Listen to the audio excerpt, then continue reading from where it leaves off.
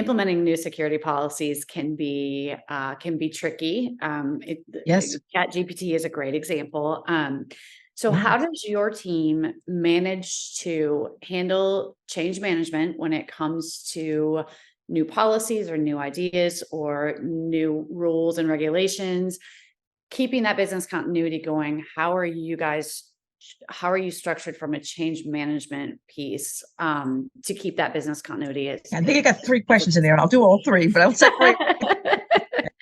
Our change management structure is interesting. When I took the CISO course of what should be, when I was over in Paris, I said, that's what we're doing. Good.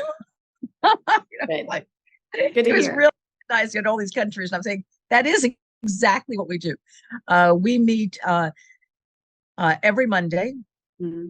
And well, first of all, we meet as we have a stand-up every meeting with all of the key personnel, everything from security to operations to everyone. We have a large group that meets in the morning, every morning at 8:30, go through Daily. any changes that are coming up, any issues. That's 5 days a week. Okay. Then on Mondays and Wednesdays from 9 to 9:30, on Mondays we will go through and take anyone that has an idea that they want to have a new software, or they want to have a new access to something, or they want to have a new technology. And cyber has to agree that it even goes forward for discussion. Data has to agree that it goes forward for discussions, the enterprise architecture. So everyone's on that team, and anyone can say, just takes one no.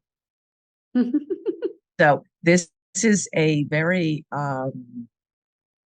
innovative way of doing it. We don't go by the majority. If one person says no, there has to be a reason why. Mm-hmm. So we ask the why, and we have never had a case where that why has been somebody just being nervous about something. It's been why they're being nervous about saying yes to this. Where's the problem? That we can't handle that technology, or it's the security for it is not good, or we happen to know that that their business continuity plan of that particular vendor is not good. So we take that into place. If that is approved and it goes forward, then they have some time to put all their diagrams and everything, of course, within place. And then when it's ready, we will have a meeting on a Wednesday. Everyone has had plenty of time to review all the documentation. And if they still need more time, they will take it. And then in many cases, we take more time to do due diligence. Mm-hmm. And then if it's approved, just the idea, they still have to come in with a vendor questionnaire that we follow the CMMC, the same as Department of Defense. We follow the DO. So we do that. As a matter of fact, when the city said they wanted to do CMC, I ran out, got certified in CMC, the foundation level, because I can't implement something without knowing that I understand it. It's easy to read it and read it wrong. So we're very specific about that. And then we say right away, how is it going to have a business continuity plan? Does it need an application recovery plan? Does it need a database recovery plan? Yeah. Does it need a, what's going to be and then we're working now on each of these, going through now and saying, okay, what are the recovery time objectives? What's the recovery point objective? So we're very, I'm very lucky in that I get involved in all of it. So I'm, in each of I'm doing the business continuity. I'm involved in the privacy, not responsible for it. I'm responsible for, but we're still working within that. And then we work with, so it's an interesting approach to that. So within the business continuity, and we are following ISO 22301. It sounds like your team is a very well-oiled machine, maybe by design. Well, somebody just had their 25th anniversary yesterday. Oh, well, that's lovely. He started out in our network team and is now one of our senior personnel in cyber. He knows the real secrets. So from your consulting, putting on your consulting hat, from that perspective, when you look at teams who are falling down a bit, maybe not structured correctly, or not following a process that's as smooth as the one that you guys have implemented, what do you see as some of the riskier problems or behaviors from a consulting perspective that are out there today? Yes. I'm seeing a lot of people where they do skip the process of due diligence to that level. They'll approve something and then afterwards find out that they, because they didn't spend enough time working on the cyber aspects of it and checking everything. They don't have the questionnaires. They're just saying, all right, well, I'll take a SOC 2. My concern with SOC 2 is the AICPA put the SOC 2 together. And in some organizations, the person who is doing the SOC 2 is a CPA. And Yes. I don't want my, I don't want to do my CPA's taxes. And I'm sure I don't want them doing my cyber. We have a little bit of concern about that. So one of the things that we've started doing is now asking for the certification of whom they had on their team that was their cyber representative. And if not, then we're not accepting that. So so that's the thing. And I find that most organizations, I hate to use the word most is over 50. So over 50%, we can say most, are taking the SOC 2 at verbatim and not even going through and asking who was part of the team. And how does this apply to me? That's interesting. So when you look at clients, consulting clients, and the things that are scary or priorities to them going forward from the security perspective, do you feel that like a fractional time of an information security officer is enough of a capability, or do you feel that most organizations are going to need their own on-staff person going forward? It's interesting because there's a thing saying that, that it depends on the size of the organization. Yeah. If for a smaller organization, they can have a consultant coming in and working with the person who doesn't have a strong background and guiding them. Okay, this is what you need to do this week. You need to do this. They can be coming in just an hour a week and guiding them on what they need to be doing, but they do need to have a guide. If they're out there on their own and they don't have a background. And I think it's education is key. I think belonging to many of the smaller organizations and even the large organizations. I know many of the CISOs that I met that I know are not attending industry conferences. They're not attending webinars. And they're saying, well, nothing's really changed. Nothing's changed. We have AI that is changing the world by mass. And any organization that says they're not using AI, that's using Google. Now it is, yes. Using AI.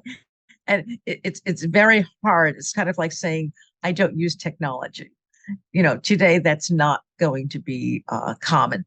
And so it is all over the place. And having an understanding of AI, what the risks are, how to manage it, as well as the integrity of the data. Right now, the banks that use blockchain for international transfers to deal with the integrity of the data is Chase and Goldman Sachs.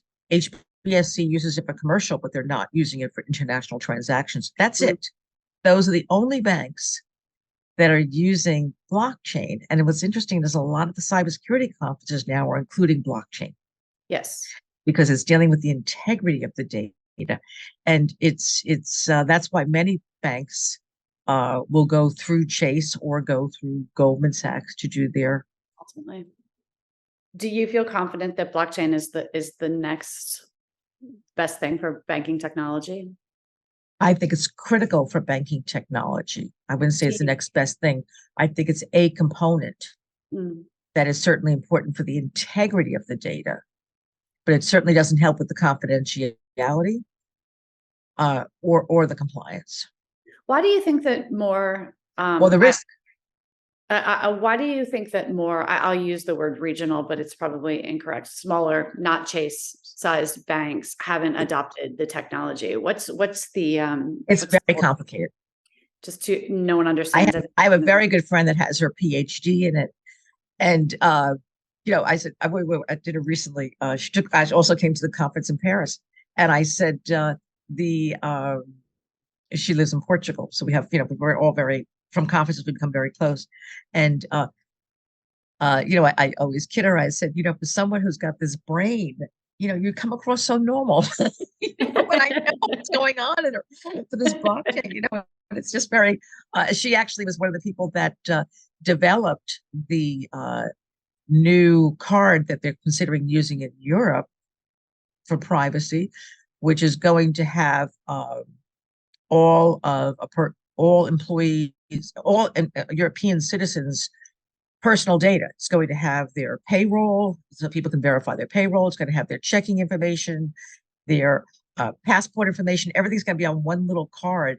And we were recently at the conference speaking about how this is, going before Parliament. I guess it is, to go through and decide should they do this. And we mentioned, but what about the confidentiality?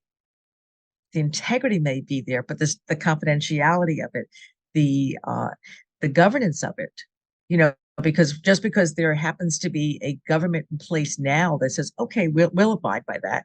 Who knows what's going to happen in 20 years? Right. Where someone says, you know what? We need that information. We've had it collected all these years. Let's take it over war. Someone says we need this information to know who, or if it's hacked. So I think that these are the changes that we're having. There's all new innovation coming up with blockchain. Yeah. People are forgetting it's only integrity, not confidentiality. That's interesting. Okay, well, changing gears a little bit, I want to make sure we fit this in. Sure. So I want to look at sort of day-to-day versus, year-over-year issues that you're faced with in your role. Obviously, new technology, we've covered that a little bit. And change management, while I think that's a huge problem for other people, it seems like you guys have a seemingly good system for that as well. So what are some of the day-to-day and scarier long-term challenges that people in your role are facing right now? We've had difficulty with our SOC team in high turnover. Oh.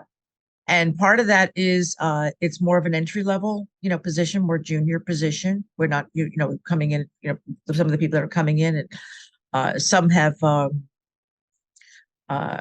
salaries for government is not the same as they're going to get, quite honestly, working for necessarily another company or so. But we haven't, as you can tell, I have somebody here for 25 years. So anyone that's coming here is not coming for the salary per se. Although the money's very good, don't get me wrong. It's just you could make more, somewhere else. And so so that's part of it. Some of them have had going back for deciding to go back for another degree, or deciding to go back for this, or deciding to move. And so there's been a huge turnover on that. And that's very at one point I said, I feel like my job is just interviewing people, and it is so, we've had to restructure, on exactly, made a list of exactly what we want the people, what has to be there. And you do the interview process the best you can, but we know that area is something that is going to be a higher turnover for us, where in our regular cybersecurity, our day team, we haven't had anybody, except since I came, we've had one person leave. And that was when I first started, and he even came in and said, I don't want to leave. He said, but I wasn't even looking. He said, I was offered a promotion, raise. And we said, well, we certainly understand that, but I don't know if it was promotion, but he, was probably, moving up, a new title, moving up, within a different structure. And that's acceptable. That's a different, and he came in and he said, I feel so bad about leaving, it was like, and decisions for people, but that's an issue.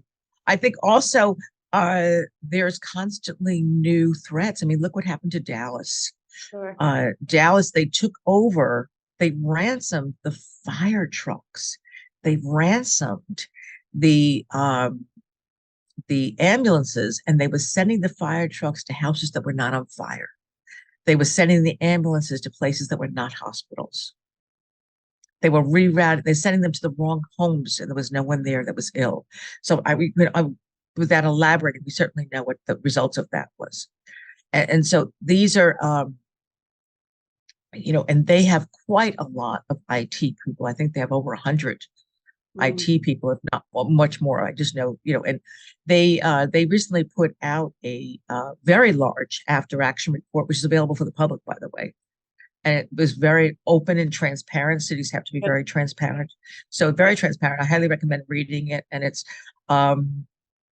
it wasn't that they had done anything wrong.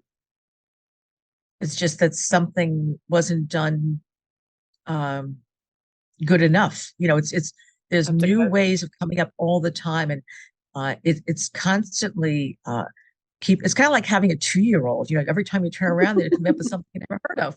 Something It's like, different. how did you learn this stuff? Well, it's the same thing. And we're constantly going for training, we're constantly going for seminars. So are Black Hatters. I want to thank you, Michael, for joining us today. And you can visit cdomagazine.tech for other interviews, probably including some more with you. Christian, thank you so very much for today. I always appreciate the opportunity to be with CDO Magazine. It's a great organization and certainly a great magazine. And the conferences are next to none. Absolutely fabulous. Highly recommend them. I'll see you at the next one. Absolutely. I'll be there for sure. Thanks. Thank you very much. Bye-bye.